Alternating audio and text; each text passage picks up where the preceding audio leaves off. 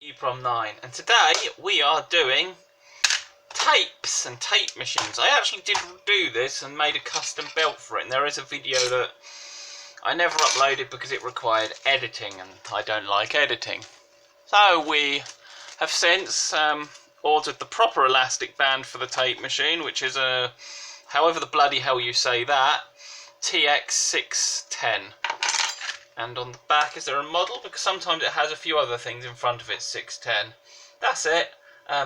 HS-TX610. And we've got some... Yeah, I was doing some drilling to... Yeah, there's all bits of swath of bits of aluminium everywhere. So we will do a demonstration to show you the problem with this, and hopefully this won't set off the copyright mafia that exists on YouTube, but the thing's already on YouTube. So, this is where having loudspeakers would be quite useful. Where's my headphone? Oh god damn it, they're still over there.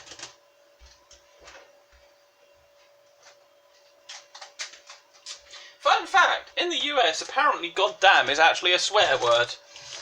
I discovered this through work, the fact that I work with US colleagues, and apparently that's a bad word to say, and well, I was using that specifically not to use swear words, so if you can't use that, then I don't... then I'm just like, what the fuck, okay? Cunty bollocks it is! Oh, the joys of... But the US is a whole lot more religious than the UK, so... I hit play. And in a bit we should start getting the audio come through. There we go.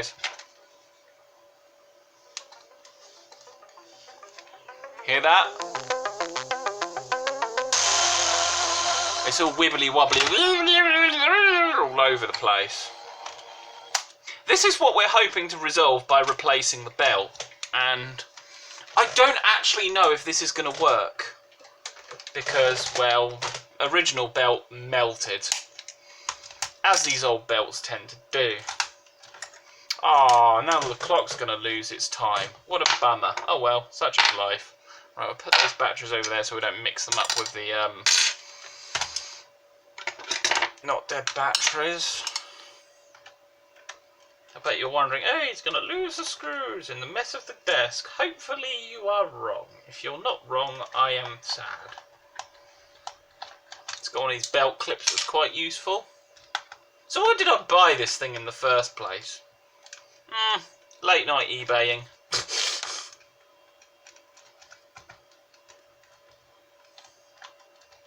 And my obsessions tend to go round on a bit of a rotor, and this is when cassette tapes came along. Because the joys of, yeah, when you're autistic you end up having a lot of obsessions that tend to happen quite randomly. Luckily, because I've done this now, I know how to actually, do the tape properly. We should move the more centre of the frame down to here of the camera, shouldn't we? I noticed that. That means you might get a shot of my feet, you lucky bastards. It amuses me how many people complain about, oh, I can see your feet, wear shoes and socks. It's like, I'm in my house, I'm not wearing shoes and socks. You can wear shoes and socks in your own house, go for it. But in my house, ain't no one wearing shoes and socks. Well, you can wear socks if you want, not shoes. That screwdriver is not cutting it, so we will go to one of my precision ones. I actually got a new set of these, actually, for the desk. Oh, that's better. Yeah, sometimes you have to do that. That actually didn't need to be removed, that one's to do with the front door, and we don't need to take the front door off.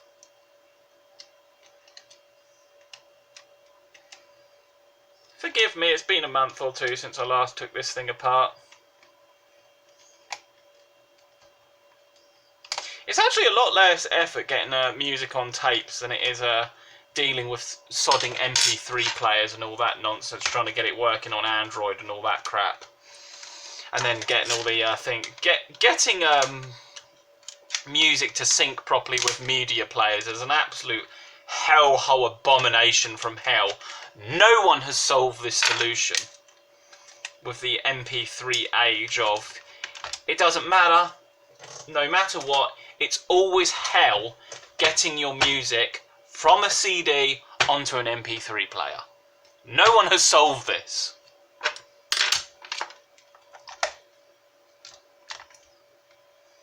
Right, there's a few screws on the board. There's one.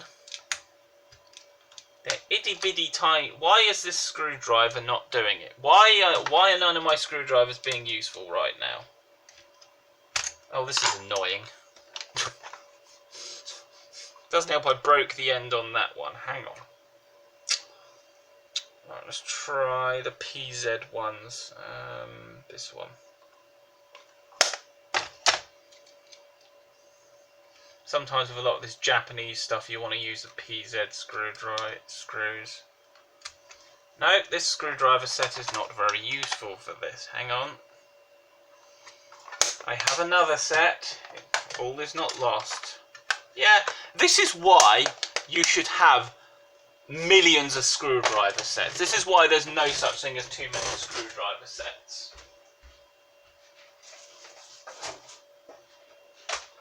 Because you run into the problem that you just find those screws which are awkward little sods that don't want to undo no matter what you try. So this one hasn't had its smallest screwdrivers destroyed by me yet. There we go.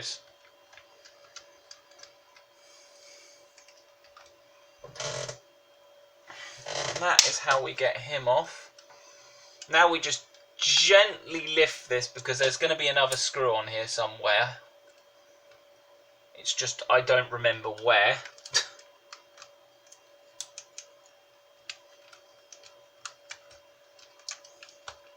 Oh, maybe there isn't. Then we want to pull that off, so that gives us more slack. And then we can do this, and we have it in a position you can see the path of the belt. And I can show you my homemade belt. So we'll pull it off. It's not a bad attempt, it's quite thick. But the trouble is it's not cut very straight because I cut it with a pair of scissors by hand. You might be able to see that it's a bit wibbly wobbly along that edge, and I wouldn't be surprised if that's the reason for the wow and flutter, as the audio people like to call it, or as I call it, the noises.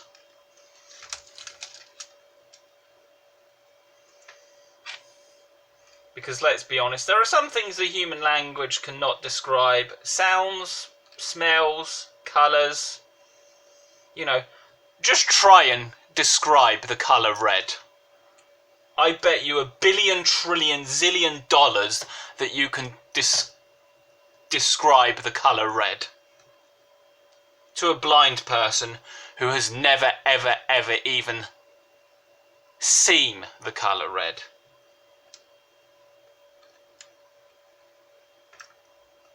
Because there are just some things that are beyond our range of, you know, it's like trying to describe taste or smell. It just can't be done. You can only compare it to other things, and if someone hasn't ever actually experienced these things themselves, they will never be able to, well, comprehend it.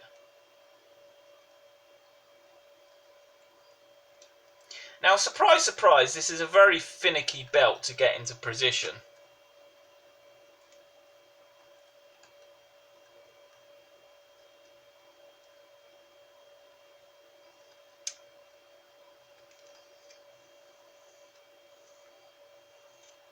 Now we don't have the problem of the belt trying to wind it. Oh yeah, that was a problem we had.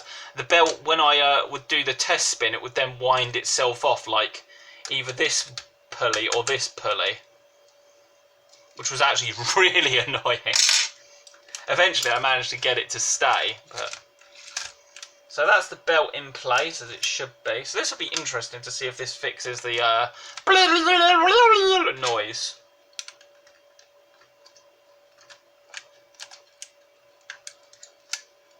Hopefully it does.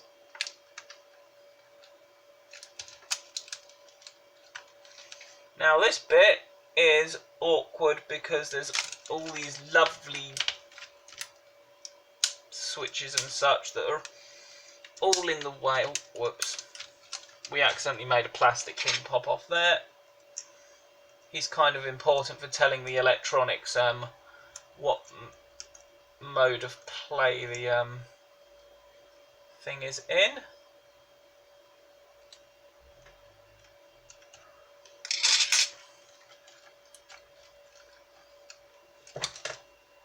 No, that's not the neighbours. Neighbours have gone away.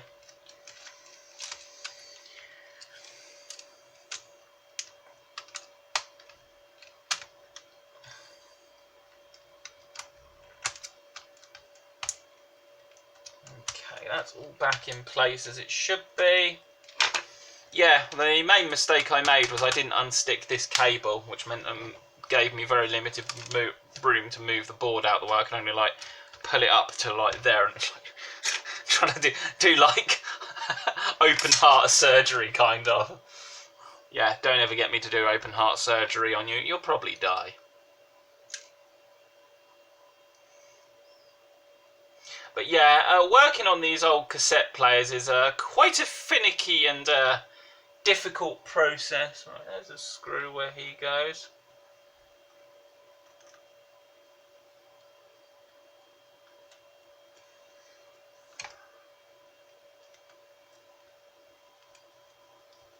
I found, I've been doing a lot of these, almost a video every day at the point I can't even keep up with the upload. But you know what, that's good. It's helping me stave off the depression because he's come back to play again.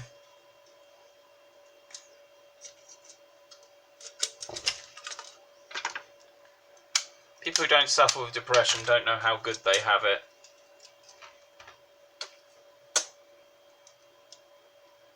Same with people who don't have get migraines.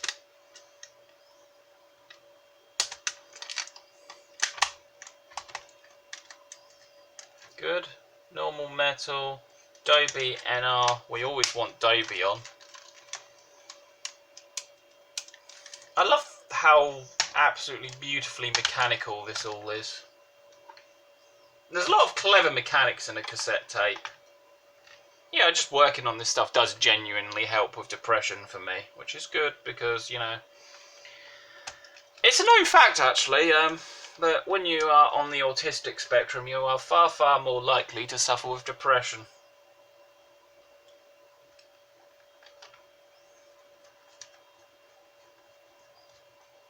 That's why you just got to battle through.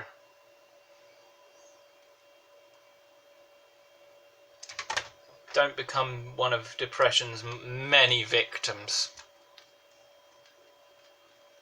You got to fight the bastard.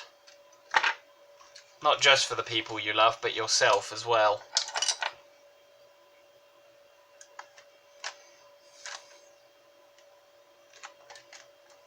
The bad times have a general habit of passing, although they can long outstay their welcome. So that's flashing for the clock. Luckily it's quite easy to set the clock on that. So yeah, always have a million sets of screwdrivers and all that fun jazz.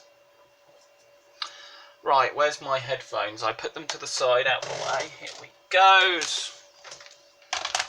Is the cassette still in there? I think it is. Yeah, it was left in there in that whole process.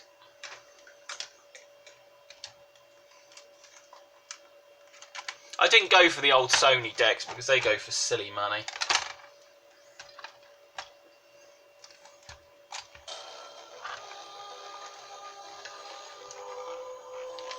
Boom!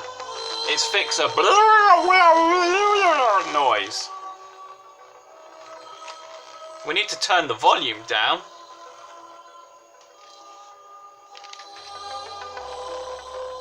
But as you can see, it was my crappy belts that was the reason it was like it was. And does reverse work?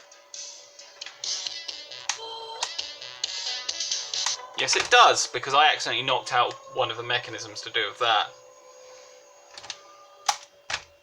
Yeah, you can find that on YouTube, that particular album. You can find the whole set of albums from a band called Dance with the dead, and they do like what's called dark wave, which I think has spawned from vaporwave. This particular album's The Shape, the other one's Near Dark. But yeah, it's really good music, you know. It's actually kind of nice to find modern music that's made today that isn't shit. Because let's be honest, so much of it is. I always get the rewind and the fast forward the wrong way round.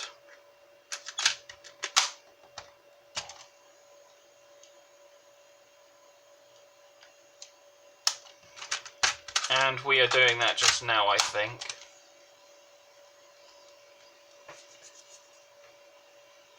Or are we? I can... No, that's the right way to do it. Yeah, this thing has a bit weird rewind fast forward. But yeah, that's the video. I'm not going to pain you through setting the clock on this thing. Thanks for watching. Hope you enjoyed. Hope you learned something. Homemade belts will get you out of a jam in a pinch, but they're not a good permanent solution because they make your audio all over the place, or wibbly wobbly, timey-wimey stuff. So, that is my tape player fully restored. That means I probably don't even need to upload the other video because that would be completely redundant at this point. Although I did have some good rambling on there, and I do like a good ramble. Thanks for watching.